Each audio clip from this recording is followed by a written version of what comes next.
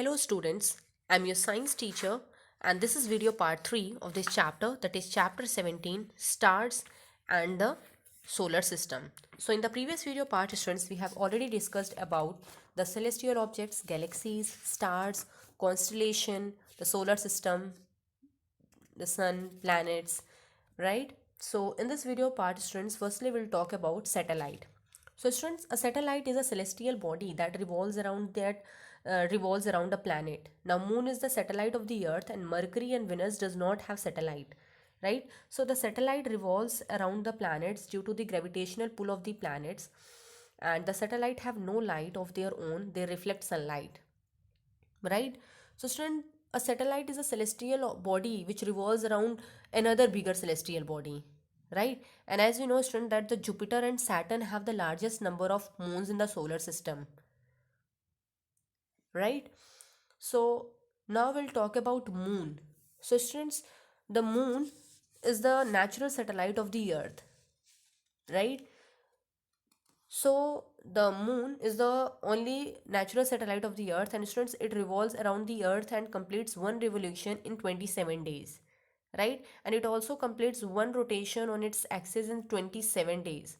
So as a result students, only one side of moon faces the earth, right?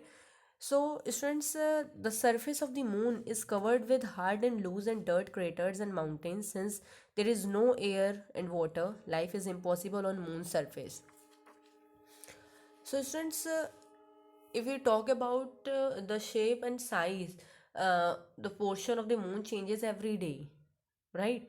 So there are some days on which the moon shape is visible, of visible portion of the moon appears to perfectly round or nearly to perfectly round. So the day on which student, the visible portion of the moon is perfectly round is known as what? Full moon day, right? So here students, if we talk about the phases of moon and moon's light, so students, we are able to see the moon because the sunlight falling on the moon reflected towards the earth, right? So the day on which student, the moon is not visible is called the new moon day, and the day on which the whole bright disk of moon is visible to us is called full moon day, right?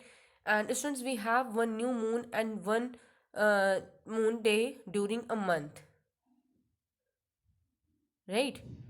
One new moon and one full moon, right? Now students, as moon revolves around the earth once every month and moves around the sun along with earth, so different amount of its sunlit surface are turned towards the earth. So students, as you can see here, that the various shapes all together are known as what? This is what? The phases of the moon, right? So student, the day-to-day changes in the size and shape of the moon as seen during a month are called what? Called the phases of the moon. So you can say that this is the phases of the moon, right? So we can see student, the shape and size of the visible portion of the moon changes every day, right? So the day on which the visible portion of the moon is perfectly round is known as full moon day, and on the eighth day half portion of the moon appears in the sky, so this is known as what? Waning. And if we talk about the 15th day of the moon which is not visible, so that day is called what? New moon day, right? So this moon, students, revolves around the earth and the earth revolves around the sun, so that is, the moon also revolves around the sun along with the earth. And students, this moon is what? Moon is a non-luminous body and it does not produce its own light because it reflects sunlight towards the earth, right? So now we'll talk about, students, that there are some other members of solar system. In addition to the sun, planets and satellites, the solar system also include asteroids, uh, comets, meteoroids and artificial satellites. So we'll discuss about that. So firstly we'll talk about asteroids. So students, asteroids is a large gap in between the orbits of the Mars and Jupiter, and the gap is occupied by a large number of small bodies that revolve around the sun. So that is called what, students? Asteroids.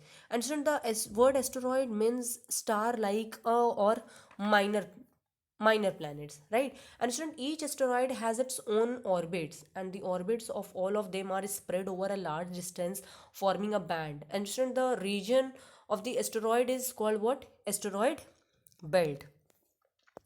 Now we'll talk about comets. Student, these comets are very small size celestial bodies that revolve around the sun and is highly elliptical orbits. So they become visible from the earth only when they come close to the sun, right? And student, the comets are characterized with a small head followed by a long tail. So the length of the tail of a comet grows in size as it approaches the sun. So the tail disappears again, students, when the comet moves away from the sun. And however, student, the tail of a comet is always directed away from the sun, right? And so there are many comet are known as appear again and again after a definite period of time. Like one such comet is known as Halley's comet, and so it is named after Edmund Halley, and he was an English astronomer who calculated its orbit. And student, this Halley comet comes close to the sun once in every 76 years, and students, it last appeared in 1986, right? Now we'll talk about meteoroids, meteors, and meteorites.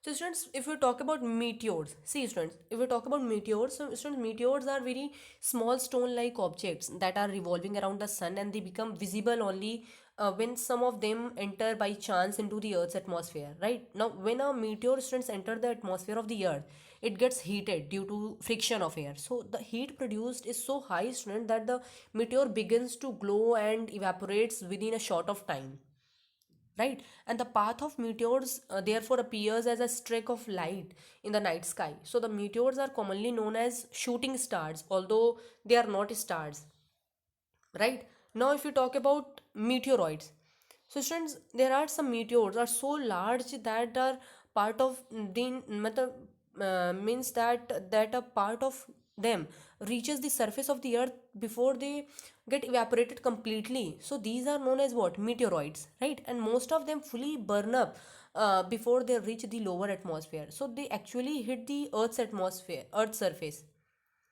right? So, meteoroids help scientists in investigating the nature of the material from which the solar system was formed. So, now we'll talk about artificial satellite. So, students, a man-made spacecraft placed in orbit around the Earth is called an artificial satellite. So, students, you have learned that the heavenly bodies revolving around a planet are called what? Satellite. So, in a similar way, students, a man-made object circulating around the planet is called its artificial satellite. And student, the planet Earth has one natural satellite that is called what? Moon. But large number of artificial satellite. Till now, many countries have launched a large number of satellites, right? And if you talk about the first Indian satellite, student, that is Aryabhat, was launched on 19th April 1975, right? And if you talk about an artificial satellite, students, if we talk about the first artificial satellite, so student, the first artificial satellite to be launched was Sputnik first in 1957, and it was launched by the erstwhile Soviet Union.